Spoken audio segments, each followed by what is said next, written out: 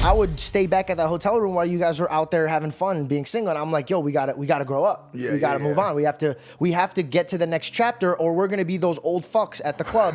And everybody's like, what are these guys doing here?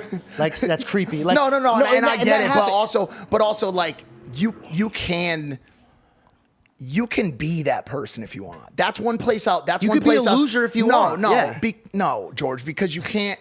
There's nothing cool about being at the club. I don't care how rich you are. I get how it, but powerful this may be a place where you and I differ, or where I differ from Red Pill, TradCon, like that type of stuff. Right? I don't even. What is TradCon? Traditional or conventional, people podcasting, so on and so forth. There's a ton of it these days. Got it.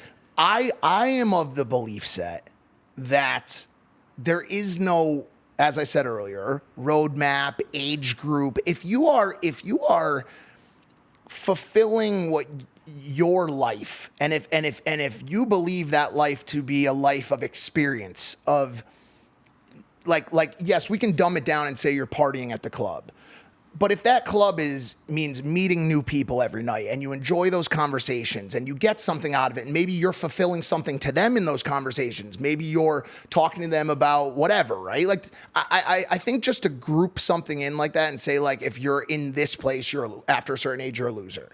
I think there's relationships to be had. That we follow patterns, right? Yeah. So, like, if you study anything that has, like, for example, when they follow medication, they read the studies and the patterns that happens to people.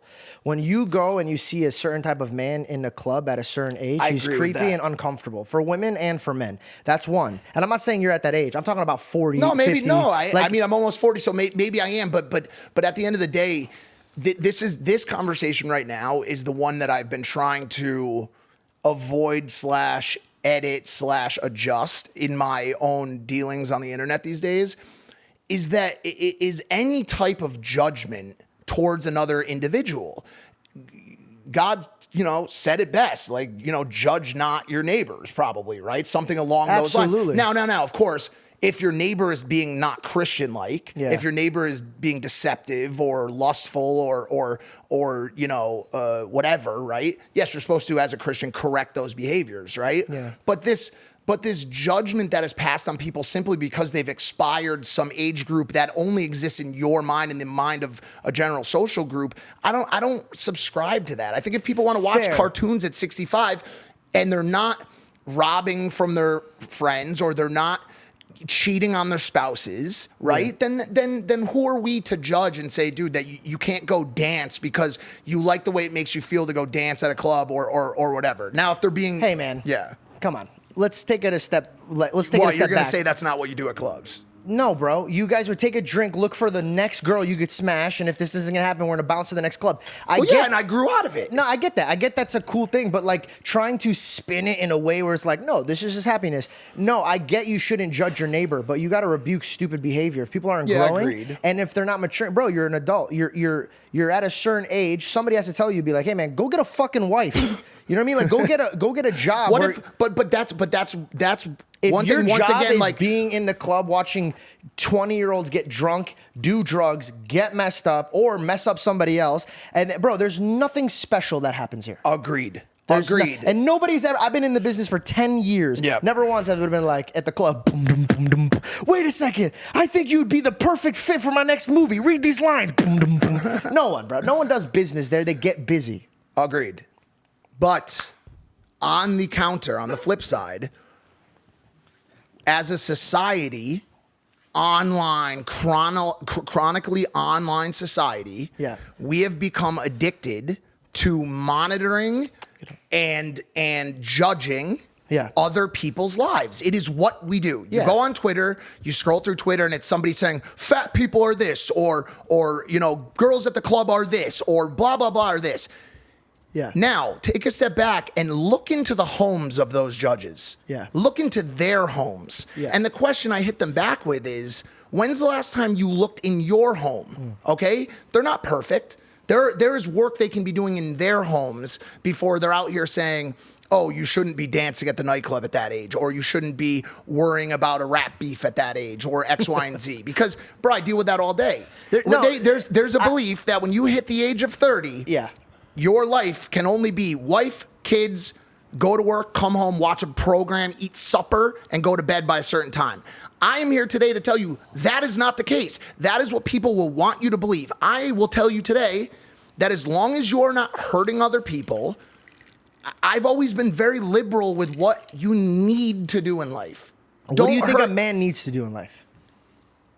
Fulfill their purpose, their purpose, their purpose. If that purpose is, listen, let's find this common ground. Yeah. Is it manly, mature, or of a worldly outcome to be at a nightclub in your 40s and, well, by the way, also not accomplishing anything to further your purpose in life? That's ridiculous. Of course not. Well, I think you misunderstood my clubbing. I'm talking about the man who's just always clubbing, because we know a ton of men that are always at the club. Mm-hmm. I'm not saying that you shouldn't go and celebrate a win with your boys. I hope you know that. I think it's totally fine if you could be 45 or 50 years old. 50. I just opened up a cigar lounge and there's only older men in there. So you're talking about this chronically partying. I'm talking about not growing up. Yeah. The fact that, like, I was in the game for 10 years and I watched women just expire. I'm not trying to be rude, but they expired. They would be every 5 years there'd be a new set of girls that these promoters and rich man flood, and it's just a circle content of, like, these girls are now. There used to be model houses. Remember, where producers or like guys that work at the club would own a house, fill it up with 100 European women that couldn't speak English, and be like, "You guys have to go to dinners and clubs with me." Bro, that's fucking gross. I guess like 100%. I guess it's gross. So, like, I had to wake up and be like, "Yo, I know if I die today, what I'm doing with my friends and what I'm doing with my business and what I'm doing in my life, God's gonna be like, you're filthy, bro. Get away from me." So, like, I had to change my life. But you weren't even doing it. You weren't doing anything. Yes, but you weren't even. I brought that all up to say this. Ready for this? Yeah. I brought that all up to say the day that I changed myself, God changed my friends. When I changed myself, my atmosphere changed around me. But what did you change? I changed my morals. I changed the way I work. But what were you doing that was so... Like, I would hang back. Like, if I didn't want to go to the clubs, or if I didn't want to... No, but you always did that anyways. You were never... Sorry. You're talking about prior to being on Impulsive. Yeah. Oh, sorry. Okay, yeah. Because when we were doing the show... When I got on Impulsive is when I started growing, and I started, like, just changing my thoughts. Now, mind you, I'm not saying that, like... Okay, there's many things I could say, right? Like, in my mind, I was like, okay, well, Mike, you know, he has a success going. He has his podcast going. He has all this stuff. Logan has the boxing. He has all this stuff. I had to really just take a look in the mirror and be like, all right, what am I adding anything to this world? Am I adding anything to this world? You gave a book already. A book and an always-on approach towards mental illness and addiction. So when you leave, you saved somebody's life. So I got for sure. So what I think is, I'm not using you as an example. I'm using myself as an example. I think men stop growing when they stopped fearing the right thing. And I started fearing of losing my success, my fame, and my credibility, and the fact that I could get girls. Those were the things I was afraid of. But then when I realized all of these are meaningless and I should be really afraid of being a piece of shit and somebody that God doesn't want anything to do with, overnight everything changed, bro. Right. And the reason why I'm, like, sitting here on a podcast being like, bro, like, you need to go out and do this is because when everybody comes up to me and be like, yo, I'm very proud of you, bro. You went from Impulsive, you did your own thing, you did it work. I did it. And by the way, I just want to say thank you. I saw you guys compliment me on Impulsive the other day. I found that was really sweet. But that took me a year, not of me doing the same thing. It was me beating myself up every day in a healthy way and saying, no, I got to be better than the next person. And dude, like, the way I even treated you guys, there's a lot of things that I have to take responsibility for. I didn't walk away being like, I was wrong and they were all right. There was so much stuff that I had to fix with myself. Let's put a pin in the other situation. I do want to say, you're the way you're voicing it to the world is correct. You do need to take. I'm not trying to give people some pass to be fat, blithering idiots. Okay, that's not what I'm trying to do. The difference is I look at life through a bit more of a forgiving lens than the average person, because I know what it's like and how sometimes long it takes to pull yourself out of a situation that's making you unhappy. You think these people want to be at the club? Do you think they really deep down at 45? I see these people's faces. No, they do. So that's why I'm saying. And I'm not. I agree with you. I agree with you. And where you or Tate, and I'd love to talk about that show. And some other people differ, is I'm a little bit more lenient on timeline. I'm a little bit more lenient on and maybe I'm wrong for that. Wrong for that because there's a study that's saying that people that had traumatic experiences, and you said it was 10 years of your life, bro. It might have just deleted that time frame for you. The developmental gap is correct, but it's not that. It's people in recovery from substance or mental illness understand the trials and tribulations and hardships that come along with change. We have put it like this. Yeah, we as you said earlier, we have a little bit more the preface for this whole conversation. We have a little bit more trouble with change. Yeah, we do. We haven't not we. We mental illness sufferers and addicts have a little bit more trouble with change. We have to touch the burner a few more times than the average person. So it's not always going to be you on a podcast, the preacher at the church, Andrew Tate, some other traditional podcast saying you're a fucking loser if you are doing X, Y, and Z. Yes. Because they know that. Yeah. They know that. And I'm not trying to throw you under the bus, but I'm just giving this message to my people that are watching this. We sometimes need to find that other catalyst. It could be just a little bit of support from a coworker. It could be a little bit of love or praise from a father who hasn't been in their life. It can be a little bit of understanding of a friend that they lost to addiction or suicide, which is what I always wanted my book to be. There's a spark that we all needed. For me, it was my probation officer. It was the tears in my mother's eyes when I realized that she had finally fully given up hope that I was ever going to get better. We need that. It's not just the one burner touch. God bless all of you who can find that hope in life through just touching the burner one time and saying, I'm never going to do that again. But we're not like that. And so for all those people who are in the club, I'm not in their old age or still having trouble kicking an addiction or kicking a problem with anxiety and they can't go to the fucking grocery store no matter how hard they try to get their fucking groceries, bro. This message is for them. We're together in that, bro.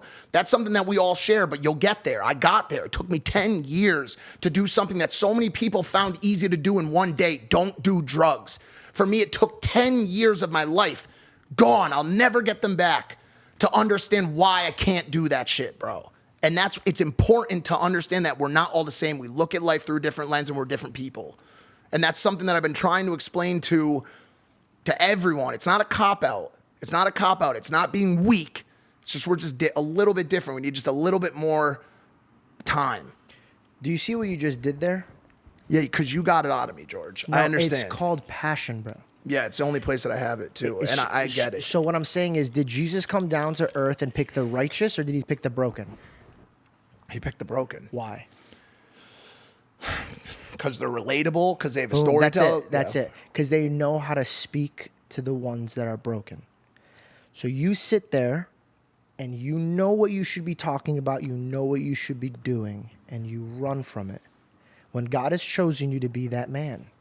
Even the people that stopped believing in you, when I was angry at you, I still saw what God wanted you to do. Even when I was at my absolute wit end with you, I saw the glory that what God could put through you. Mm-hmm. So you need to look in the mirror and stop getting mad at people telling you, hey, you should do this, you should do that. I'm not mad. I think you're passionate because you're doing what I did on Impulsive, bro. The one thing that Logan hits you with lines all the time, and sometimes they fucking hit. And one of them that he hit me with, he says, the comments that hurt you are the ones that you know are right. Always. So this is why I used to get upset when people are like, you're not funny. I'm like, I know. Do you want to? That's not true. That's not true. No, that's not true. That's not true.